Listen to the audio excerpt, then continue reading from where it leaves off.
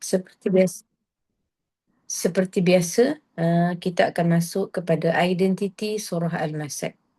Okey. Jadi pergi kepada kaedah tadabbur Al-Quran, kaedah Q-Circle. Baik, yang pertama sekali kita akan belajar tentang identiti surah. Pertama, identiti surah Al-Masad. Baik, daripada nama surah Al-Masad itu, nama pertama bagi surah Al-Masad iaitu, saya tak buat live saya tadi. Dia macam jam sebab kelang kabut. Sekejap ya.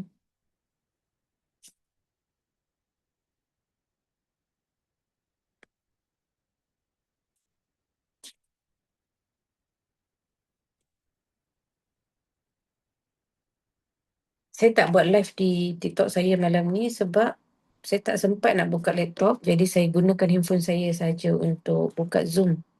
Dia tak sempat untuk godek-godek. InsyaAllah inilah ketentuan Allah pada malam ini ya. Saya teruskan. Baik, nama surah Al-Masad. Nama pertama bagi surah Al-Masad ialah surah Tabbat. Nama pertama bagi surah Al-Masad ialah surah Tabbat.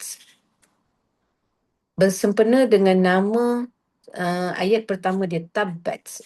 Nama pertama bagi surah Al-Masad adalah surah Tabbat. Seperti yang disebut oleh banyak pentafsir dalam buku mereka seperti At-Tabari. Tafsir At-Tabari pernah dengar ya? Kemudian tafsir Al-Tha'labi, tafsir Al-Zamakhsyari, Ibnu Atiyah, tafsir Al-Qurtubi, tafsir Al-Baydawi, Al-Shawkani dan Al-Alusi. Baik, itu nama pertama bagi surah Al-Masad iaitu surah Tabbat yang disepakati oleh jumhur para mufassir yang terkenal. Maknanya kalau kita panggil surah Al-Masad tu bukan nama famous dia lah. Baik. Nama famous dia adalah surah Tabbat. Yang kedua, nama bagi surah Al-Masad ini nama kedua dan nama ketiga dia ialah surah Abi Lahab. Tabbat yada Abi Lahab wa tab. Baik, nama kedua dia adalah, nama kedua dan ketiga dia ialah surah Abi Lahab. Baik. Dan nama kedua tadi, nama kedua dan ketiga kan, nama kedua dia adalah surah Abi Lahab, nama ketiga dia surah Al-Lahab. Okey. Nama pertama surah Tabbat. Nama kedua surah Abi Lahab. Nama ketiga surah Al-Lahab. Baik, iaitu maksudnya apa? Maksud apa nama dia ni? Maksud Abi Lahab ni maksudnya apa? Al-Lahab tu maksud apa? Maksudnya nyalaan. Maksud nyalaan ataupun menyalakan api jika terbakar daripada asap. Dahsyat kan? Jadi harap-harap tak ada lah yang terfikir nak letak nama anak Lahab ke, Abi Lahab ke. Kan? Sebab dia sangat menakutkan nama kisah ini. Kita tengok sekejap lagi. Baik. Kemudian yang paling, ataupun Abu Lahab. Abu Lahab itu, apa maksud Abu Lahab? Abu Lahab itu adalah nama bapa saudara Nabi Muhammad sallallahu alaihi wasallam. Dan dikatakan bahawa dia adalah Abu Lahab kerana kecantikannya. Ini lagi satu sudut kebaikan lah. Abu Lahab ni memang cantik. Tu cantik rupa paras dia. Tapi perangai dia tu, sekejap lagi nak cerita, Allah laknat.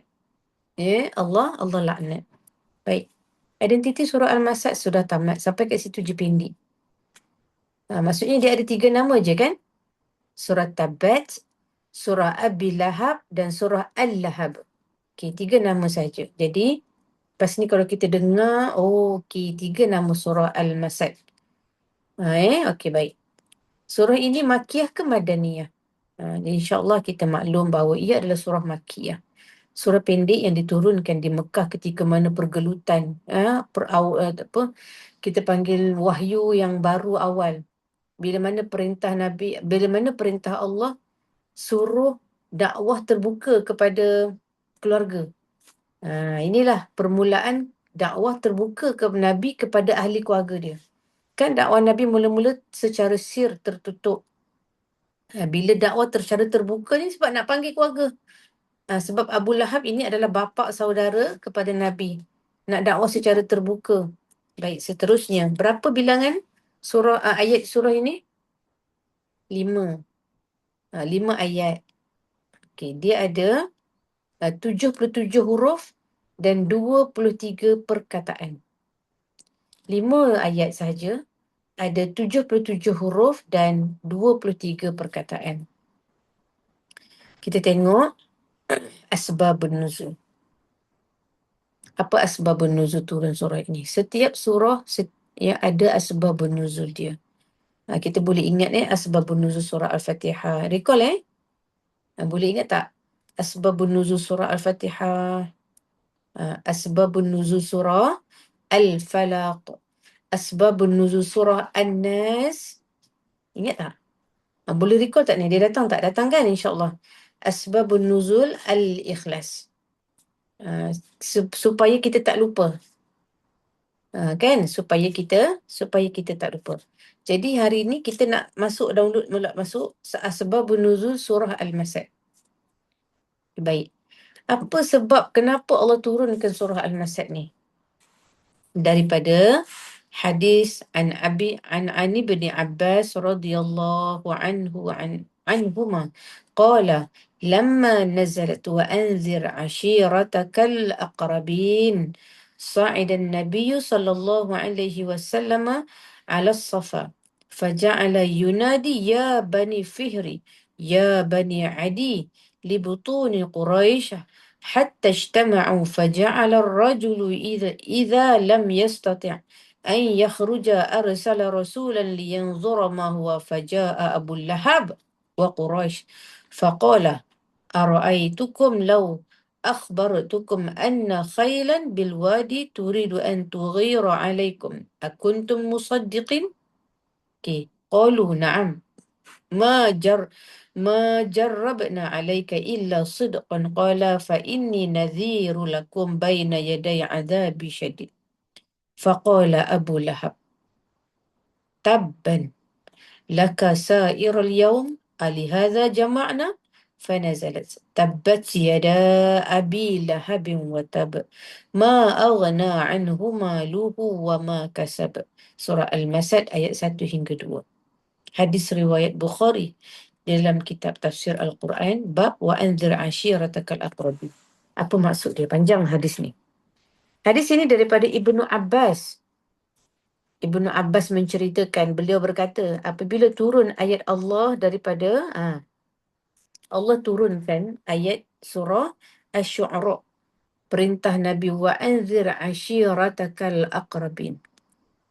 Ya, Allah perintahkan ayat ini wa anzir ashiratakal aqrabin, berilah peringatan kepada ahli keluargamu. Ini perintah dakwah secara terbuka. Lantas Nabi pun naik atas bukit Safa, lepas tu dia menyeru, wahai Bani Firin, wahai Bani Adi. Dipanggil dua kaum ni, kaum keluarga dia. Dipanggil, dia kata, wahai Bani Adi yang dinisbahkan kepada beberapa keturunan Quraisy. Nabi ni keturunan Quraisy kan? Ini semua kerabat dia.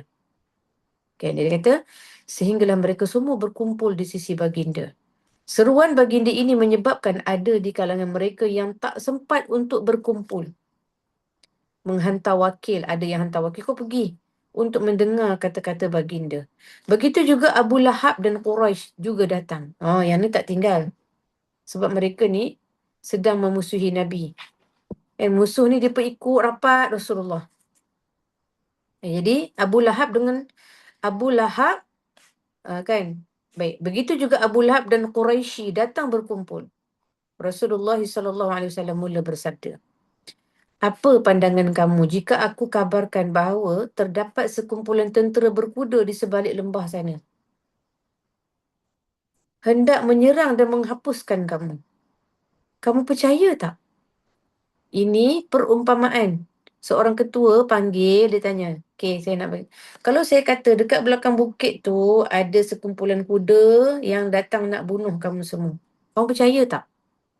Apa kata kaum kerabat dia? Mereka menjawab, ya, kami tak pernah mendengar daripada kamu kecuali perkara yang benar. Ya, Nabi kan digelar Al-Amin daripada kecil. Betul?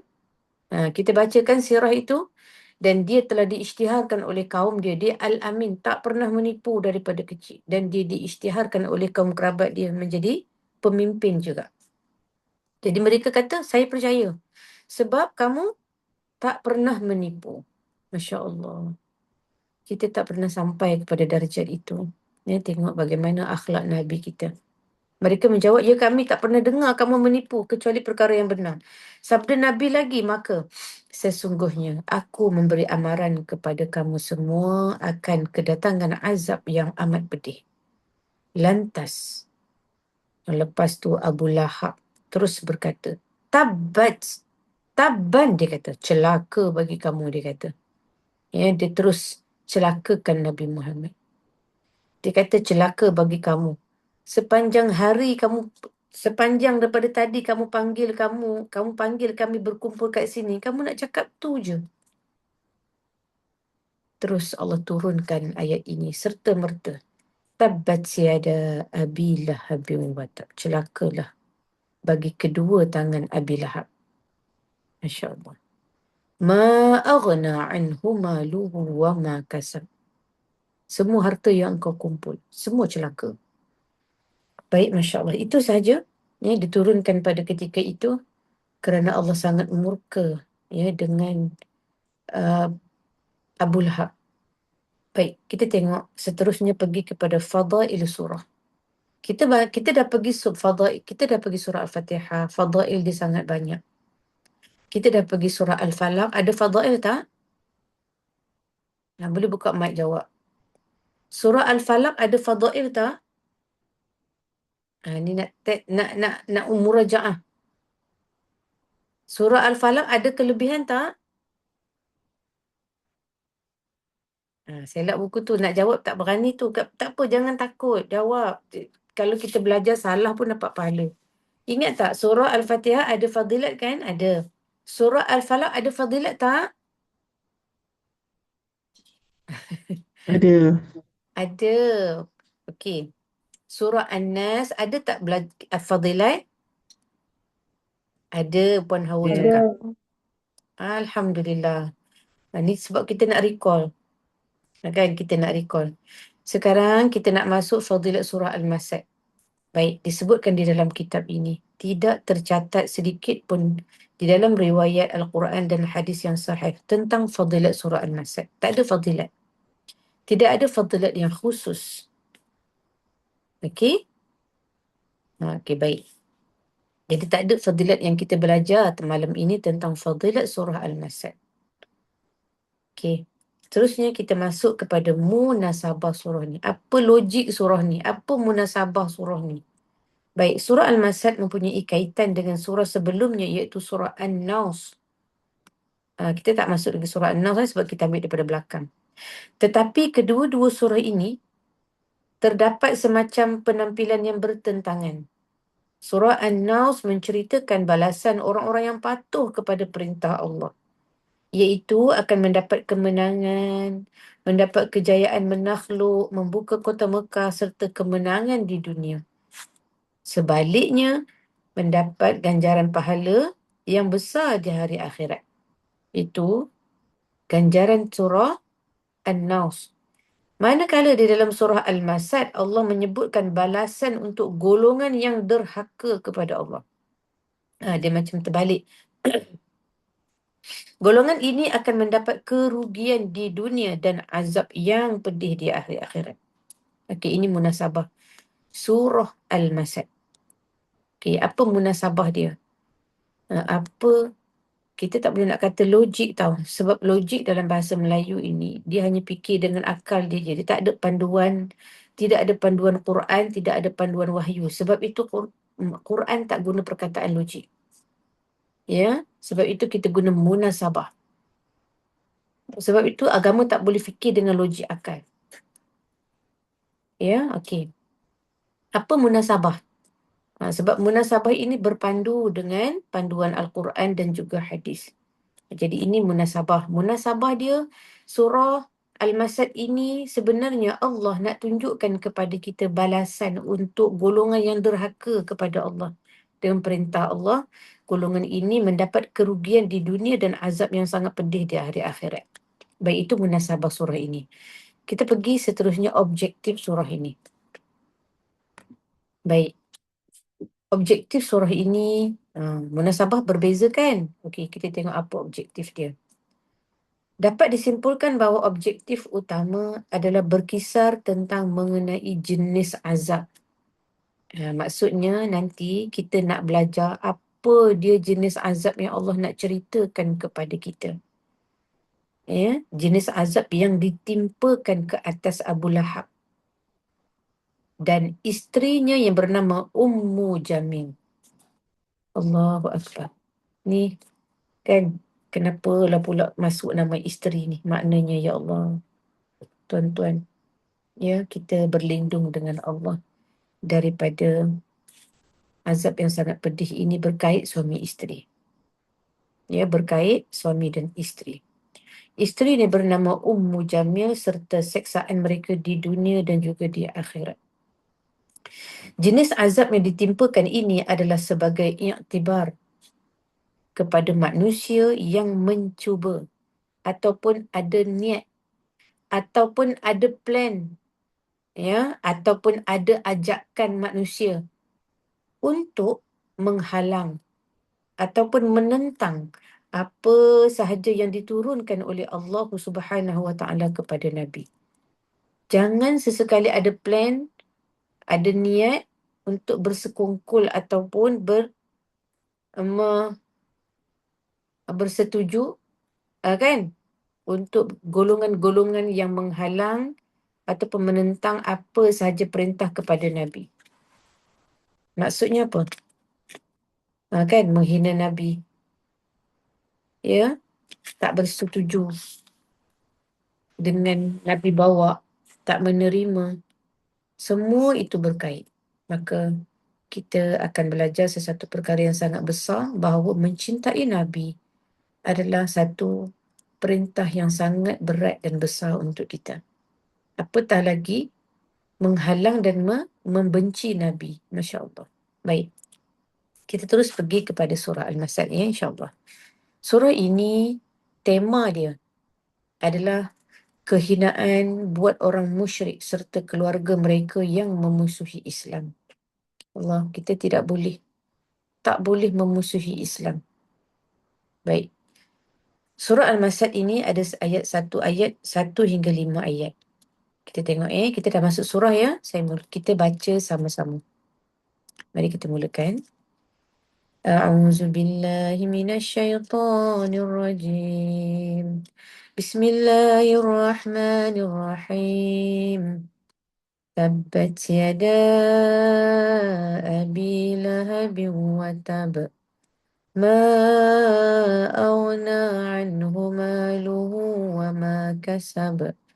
Sayasla naran dhata lahab. Wa imra'atuhu hammalatal hatab. Fi jidha hablum min masad. Sadaqallahul azim.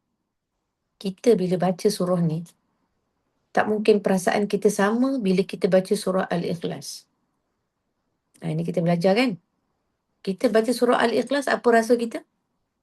Kita sedang membesarkan Allah. Kita sedang mengagungkan Allah. Kita sedang membersihkan diri kita daripada segala sifat-sifat yang mensyirikkan Allah. Kita nak membangunkan segala benda yang ada dalam tubuh ini untuk membesarkan Allah, bukan satu perkara yang mudah. Bacalah setiap hari dalam solat.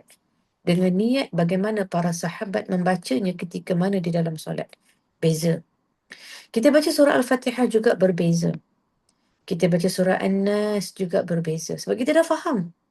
Kita dah belajar, betul tak? Ada tak rasa tu berubah bila kita baca dalam solat? Sudah pasti berbeza, insya-Allah. Kita doa. Betul kan? Berbeza. Dan kita baca surah Al-Falaq juga berbeza. Kan? Masya Allah. Dan kita masuk surah Al-Masad, sudah pasti juga akan berbeza. Baru kita faham kenapa bila Nabi SAW bila baca Al-Quran ada masa teresak-esak menangis. Ada masa muka berkerut-kerut dahi dia. Betul? Ada masa suram je muka dia. Ya Allah. Baik. Ni, apa rasa ni bila nak baca surah Al-Masad, Abu Lahab ini menghina Nabi kita. Ya Allah. Ya, baik. Ayat pertama, celakalah kedua belah tangan Abu Lahab dan celakalah dia. Allah ulang. Tabat, celakalah yada. Kedua tangan Abu Lahab. Dan Allah tutup watab, celakalah dia. Ya. Yang kedua, hartanya dan apa yang diusahakannya tidak berguna baginya. Allah. Allah ni marah betul dengan Abu Lahab. Ya. Marah sungguh-sungguh. Bila Allah marah sampai ke tahap ini, sampai ke neraka, sampailah bila-bila kekal. Tengok apa yang Allah siapkan untuk dia. Ayat ketiga, dia akan merasai bakaran neraka yang mempunyai api yang marak membakar. Sayasla naran zata lahab. Dan yang keempat, begitu juga isterinya, Wamrah. Yang dalam bahasa Arab, mar'atun kan, perempuan. Ya, dalam bahasa Arab, mar'atun. Jadi, wamra'atuhu, perempuannya. Ini kan, maksudnya Allah menghina isteri dia. Kalau dalam bahasa Arab, Allah sebut zaujah. Nampak tak? Kalaulah orang wanita, wanita-wanita yang tak suci, wanita-wanita yang tak baik, ada ke orang sebut perempuan? Isteri. Tak sebut isteri kan? Dia tengok bahasa-bahasa orang sekarang ini, perempuan tu, perempuan tu. Betul tak? Itu bahasa Allah menghina isteri kepada Abu Lahab. Wamra'atu, atau perempuan tu. Allahu Akbar. Tak sebut zaujah. Ya kan? Kan dalam surah An-Nisa, dalam ni Allah sebut zaujah. Kan? Allah sebut isteri. Itulah nama yang dimuliakan oleh Allah bagi seorang wanita yang menjadi seorang isteri yang menjaga martabat diri dia, yang menjaga imannya, yang menjaga kedudukannya, yang menjaga maruah suaminya. Yang paling penting dia menjaga darjat Nabi ni. Ya. Jadi Allah menggunakan perkataan perempuan. Begitu juga isterinya. Tapi disebut di sini isteri kan. Sepatutnya disebutkan perempuan. Dia tak sebut isteri. Tapi nak bagi tahu Begitu juga perempuannya. Iaitu isterinya menjadi pembawa. Allahu Akbar. Menjadi pembawa kayu api yang dahulunya suka menyebar fitnah. Dan mengadu domba. Ini dia. Ummu Jamil. Kerja dia. Suka sebar fitnah, suka mengadu domba. Yang ayat yang terakhir, fi jidiha hablum mim masad. Di lehernya pada hari kiamat ada tali yang tersimpul mati. Kami hafazan surah Al-Masad ni dekat tadi kalau kita buat surah Al-Masad, tali yang tersimpul mati. Begitu. Di leher Abu Lahab ada tali yang tersimpul mati untuk menariknya ke neraka. Ya Allah, seburuk-buruk keadaan. Baik, kita masuk kepada bayan kalimah. Maksudnya kita nak belajar maksud kalimah yang Allah gunakan di dalam surah Al-Masad yang akan meruntun jiwa kita untuk kita faham maksud Allah yang moga-moga menjadi hidayah untuk kita. Ayat yang pertama, tabbat yada abi lahabin wa tab. Perkataan tabbat. Kenapa Allah guna perkataan tabbat? Tabbat mempunyai beberapa maksud. Yang pertama, dia ada 4 maksud. Baik. Tabbat. Maksud pertama adalah kehancuran. Yang pertama kehancuran. Maksud kedua adalah kerugian yang membawa kepada kemusnahan. Tak ada siapa boleh tolong dah. Ya, kehancuran dan kerugian membawa kepada kemusnahan. Maksud yang ketiga adalah kerja yang merugikan. Kau pergi hina Nabi ni, maksudnya kerja yang sangat merugikan, kehancuran kehidupan kamu sampai ke akhirat tu. Bukan kat dunia je, sampai ke hari akhirat. Dan kerugian yang membawa kepada kemusnahan. Ada orang rugi dalam perniagaan, membawa kemusnahan tak? Tak bawa. Ya? Ada orang pernikahannya tak sampai, jadi terpaksa bercerai. Kemusnahan yang membawa kepada kehancuran tak? Tidak.